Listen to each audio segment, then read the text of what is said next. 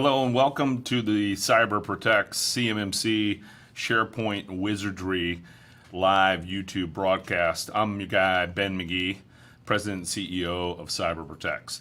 Today we're going to be jumping in and talking about some of the cool things that you can do with SharePoint and relate it back to the CMMC lifecycle that we've developed and shared, and other lunch and learns that we have been offering up to the public. Just a little bit about Cyber Protect. We've been around for the past 8 years here in Madison, Alabama, just beside Rocket City, USA, here in the Huntsville area in the Tennessee Valley. We do a bunch of different things that we'll talk about here today, but for the most part, we're going to jump in and share with you some of the coolness that is the modern SharePoint experience. So SharePoint is very robust, and if you've not been using it, then you probably haven't really been using Microsoft products for a very long time. I remember I got into SharePoint when I was working at Raymond James Financial many years ago, and it hasn't stopped since. About 10 years ago, I started teaching SharePoint over at the University of Alabama here in Huntsville, and helped other people reach levels of mastery with figuring out how to architect and create sites. And since then, many improvements have been made to SharePoint, including but not limited to the navigation, any type of branding that's associated with it. The site collections have become much more robust. And in general, anytime that you need to make decisions on how to learn what is going on in your environment, accessing the different tools or engage with colleagues all around your organization, this is a great tool for us to use to collaborate. And when we're dealing with branding, really SharePoint gives us a great way to use templates and different themes for being able to publish a very robust capability that allows us to share with our colleagues any type of data that is not only beautiful but dynamic and high performing sites that allow us to share it not only from computer to computer but from device to device. So you can be on the go. Many of us are working remotely from home right now.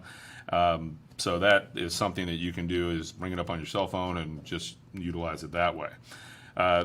Microsoft has done a much better job over the last 5 years in making their search capability more robust. It really stunk with the 2013 delivery, and I think right around that time frame, Microsoft looked into acquiring some companies that were very good with search capabilities, and since that time have integrated a lot of that technology into SharePoint to make it a lickety-split search function that returns back any type of data that is associated with the search parameters you provide.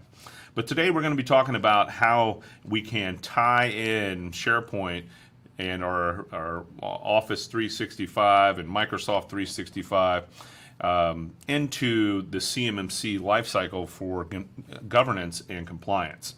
And if you're not familiar with CMMC, we'll just give you a very high level overview of it today.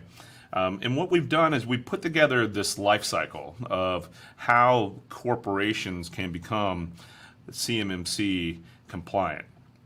We put together the 6-step life cycle that's very similar to the risk management framework, trying to make sure to have some common ground with anybody who's dealing with RMF currently and anything dealing in the NIST 853 series. So we can take a look at some of the DFARS compliance with the 800-171, and Cyber Protect, having done over 40 DFARS compliance in the past, has come up with this approach that has been very successful for us in helping customers get DFARS compliant and transitioning into this CMMC lifecycle. So it starts with being able to do a gap analysis, jumping into mitigation strategies and controls, figuring out how to implement those controls, and then having an assessment after you've implemented those, jumping into a C3PAO authorization, and then once you have reached that level of authorization, you can then get into a continuous monitoring. And really what this does is this allows us to try to safeguard any type of CUI or information that's needing protection in SharePoint. And we're going to go through and talk a little bit about how we can do that using and integrating SharePoint, practicing good governance or good cyber hygiene, as we say in the CMMC. If you're not familiar with the CMMC, you probably have not needed to do any business with the federal government. This is something come September 1st of 2020 is going to be very important for many of us that are doing business with the government. It piggybacks on top of the 800-171 and allows us to jump in and identify gaps that we have and vulnerabilities that may be on our network. And first step is probably to get a self-assessment. And we have some templates that you could use, so shoot us an email, visit our website and check out cyberprotects.com to help you do a self-assessment. By going in and evaluating, trying to mitigate risk on your own. You can go in and try to automate things using PowerShell or just some scripts if you know how to do that. And getting support of upper management to make sure that it aligns with your business needs is super important. We need to make sure that we talk about what our goals are when we're trying to get the buy-in from management. How much is it going to cost for us to become CMMC Level 3 compliant? Again, talking about basic cyber hygiene or practicing good cyber hygiene is really where it comes into, for the CMMC process, a Level 3 compliance, where we're managing security, we're practicing good cyber hygiene, and SharePoint can play a significant role in your organization's compliance. Having a very organized way that you can go in and show your standard operating procedures and the loop back or crosswalk into a system security plan or an SSP, and show where some of those mitigation strategies need to be applied to over the next 6 months after you've already gone through and done your initial assessment. So as far as integrating CMMC in the SharePoint, this is very important. Let's watch this quick video that we put together to talk about how the CMMC lifecycle can be applied into SharePoint. Are you not sure where to begin with becoming CMMC compliant? CyberProtects has put together a CMMC lifecycle for success. This 6-step lifecycle process will help lead you to becoming CMMC compliant. First, begin by performing a gap analysis. This is where you can find out where your deficiencies are and what you need to implement. Next, come up with the mitigation strategy and select controls to become compliant. Probably one of the longest tasks that will take is to implement the controls. This can take anywhere from 6 weeks up to 6 months, depending on the size of the network. After you have implemented your controls, have a third party assess the controls to give you the litmus test. Next, you can seek out a C3PAO for authorization to confirm that you are CMMC compliant. And lastly, practice good cyber hygiene by continuously monitoring. If you follow these steps in this lifecycle, you will be closer to becoming CMMC compliant. Contact us today for more details.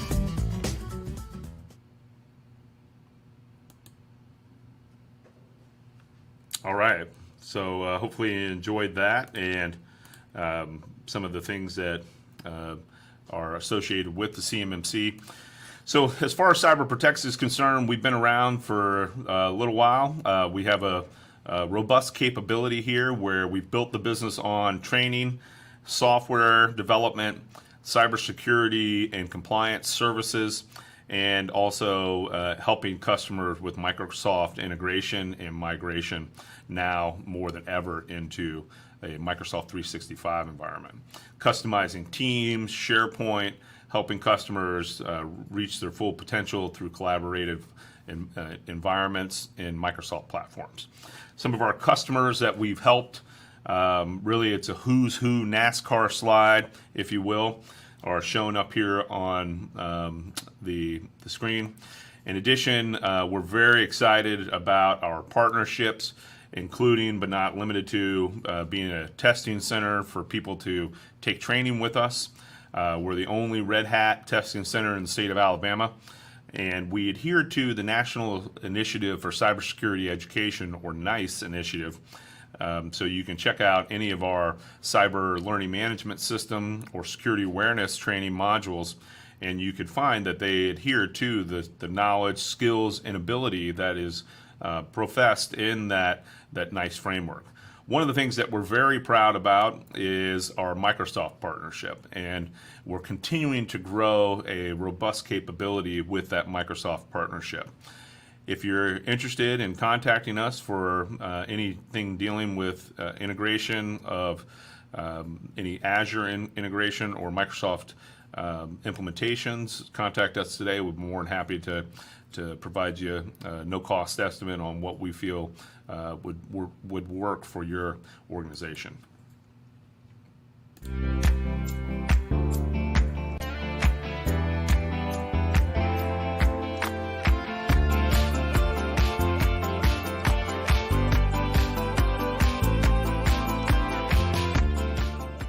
All right, so let's talk a little bit about some of the SharePoint governance and how you can become a SharePoint wizard. So a lot of times it starts with just a set of policies and roles or responsibilities, maybe even processes that you have built into your organization. And that can be things like naming conventions and taxonomy. Many times when we come in and take a look at people's SharePoint implementations, it's a mess. And because of that, we come in, we can provide training, but also a get well plan for customers to put their ducks in a row with making sure people use SharePoint properly. Guest access is super important when we're talking about governance, and especially when we tie it into protecting CUI. So with CMMC and protecting CMMI or CMMC and protecting CUI, it's very important that we limit guest access, and we'll go through and we'll talk a little bit about that today. Being able to classify the sites in any type of groups and files and restrict it to different teams that are associated with that, maybe people or groups. That's a way that we can just innately with SharePoint lock down and make sure that we are compliant with CUI and the CMMC by turning on auditing and reporting, built-in authentication and authorization through identity management and the Azure Active Directory. Keeping it all connected and secure is the way that we can have the most robust capability for collaboration within our environment. So tying it all back to this life cycle that we've built, Microsoft has built a compliant product with SharePoint and has over 950 controls that it's implemented. Many of those tie back into the CMMC and dovetail into that NIST 800-171 and the DFARS compliance. Ongoing upgrading, ongoing bug and bounty hunting are things that Microsoft pays companies like ours or other companies all around the nation to come in and find bugs and report them to Microsoft. They are FedRAMP compliant. But let's talk a little bit about security and privacy, and specifically jumping into if you have confidential information and you need to share that externally, we recommend that the information in your sites has external sharing turned off. And if you need to create any sites that have to be shared for external sharing, or that have to be shared for an external entity, or maybe you're collaborating on a project, you can create an additional site that may be outside of your corporate SharePoint instance. And that helps you manage security risk by really preventing any external access to sensitive information. So we recommend to turn off external sharing, and that would help you become security, or with your security and privacy, and be compliant with protecting CUI. As far as being able to safeguard CUI, one of the most important things that we can do is safeguarding the data that we have we require things like two-factor authentication, and that would be something something you are, or something you have, and built in to the Microsoft Identity Management, we can have that second factor, and it helps to mitigate any of the impacts of a compromised password. So that second factor usually is either a phone call or a text message, or it could even be in an app of some kind. We typically come in, and that's one of the first things that we'll do when we're helping customers with DFARS or CMMC compliance, is help them turn on that two-factor authorization. When we roll it out, they start with the global admins and then go on to the other admins. But in addition to that, we can also turn on conditional access to block or limit any unmanaged device. So with Azure Active Directory, we can have device-based conditional access that we can go in and, based off of a serial number on a device or MAC address, or even lock it down, other ways we can just totally block or limit access for different devices. As far as being able to create policies and make sure that we have users automatically signed out after a period of inactivity, this is something that's very easy to set up and we can do, and we would recommend that you do that as well if you're trying to safeguard your information. We want to make sure that people can work remotely and not handcuff them when they're going through, but we want to make sure that they do it safely. And by doing that, we can require sign-in, or maybe use links that either expire or possibly grant limited access privileges to those links, or have some sort of expiry on those. And that really helps with being able to safeguard that information. And lastly, we want to prevent the accidental exposure of sensitive content by implementing a data loss prevention program and identifying those documents that contain the CUI and prevent them from being shared. So using something like the Azure Information Protection will help with the DLP component, but also locking down those folders that contain that CUI to only the people that need it. Practicing the principle of least privilege is super important when we're jumping in and trying to become a SharePoint wizard and safeguard data as it pertains to CUI. And this is something that is new with being able to implement SharePoint, and not necessarily needing a CMMC SharePoint instance on a GCC high or a GCC government computing associated with that GCC. So we can protect CUI by creating these information barriers. Check it out here. If we have a different information barriers that we set up, they're basically policies in Microsoft 365 that allow security and compliance and the administrators that they can go in and configure and prevent users from communicating and collaborating with each other. So if you want to, you can create these things called information barriers, not only in SharePoint, but also in Teams. And this can become very useful if one division is handling information that shouldn't be shared with a specific other division. And if you also need to maybe prevent or isolate from any collaboration with all users outside of the division, you can set up these information barriers accordingly. They're often used in highly regulated environments or any type of compliance settings that you may have requirements for compliance, like CUI and CMMC, and can be set up not only if we are dealing with government customers, but a lot of our work is on the commercial side, so things like finance sector and the legal sector as well. But in this image right here, if you just check this out, we have three segments in an organization. There's HR, there's sales, and there's research.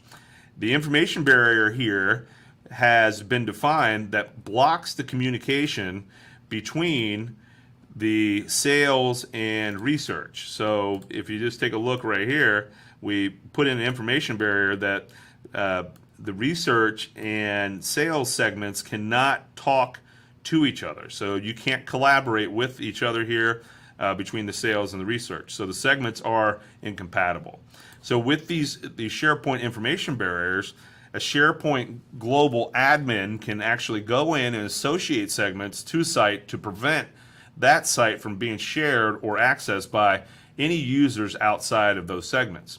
In our example right here that we worked with Microsoft to come up with, and we put the link down here to provide it for you if you want to do additional research on it, the HR segment is compatible with both the sales and the research.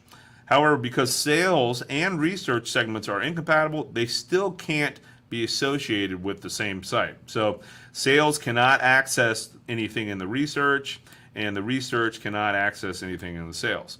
So setting up these information barriers helps with protecting the CUI and leads to giving a very robust implementation for SharePoint and relates it back to complying with the requirements for the CMMC. Again, tying SharePoint into the lifecycle allows us to, at each step along the way, give a robust implementation for SharePoint and can help you protect your CUI and become CMMC compliant. We do have some training coming up that we'd like to tell you about, and it's a Security Plus Bootcamp. Check this out. Career? Then join us at CyberProtex for our Security Plus Bootcamp. We will teach you everything you need to know to take the exam, covering everything from vulnerabilities to risk management to cryptography. Our dynamic and engaging style combined with years of experience in the cybersecurity field make this course a can't miss for professionals seeking the Security Plus certification. Are you ready to take your training to the next level? Check out our schedule and register for our upcoming Security Plus Bootcamp at cyberprotex.com. Got cyber?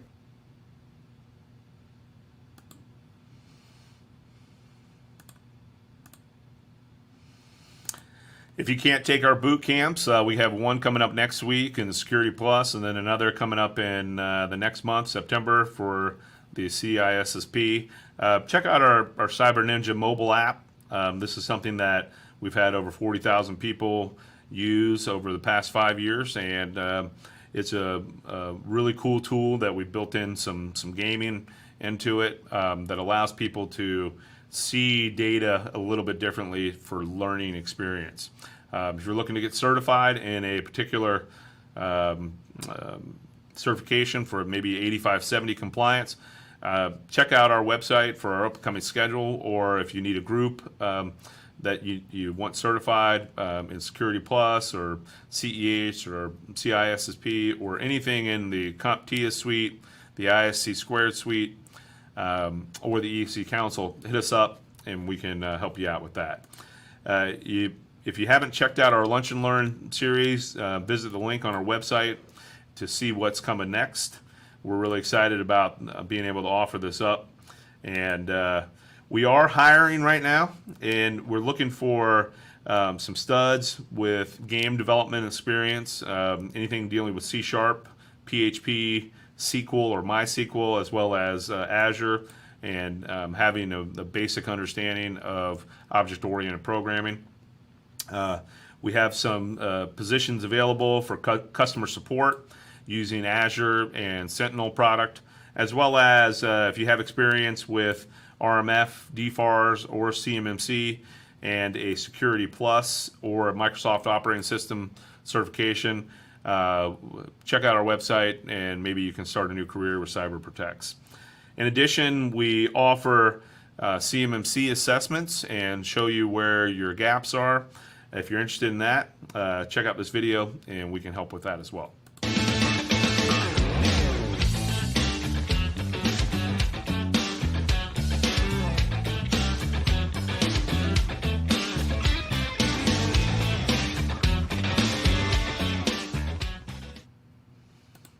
A little crash up derby right there for you. All right, and then finally here, one of the tools, the piece of software that we've built that's been very popular has been our EMAS simulator, and this is something that has really taken off. We've done training all around the country, and if you're interested in finding out more about our software, the EMAS simulator, let us know. We'll be more than happy to give you a demo and a free trial. we offer up security awareness training, and we have a piece of software that is our cyber LMS and a subcomponent of that. And security awareness training modules allow you to keep track of compliance for your employees. So if you're interested in that, let us know, and we'll be more than happy to give you a demo on that.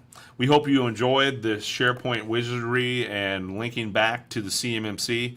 I'm your guy, Ben McGee. Contact us today if you have any questions. Let us know if we can help you out in the future. Have a great day.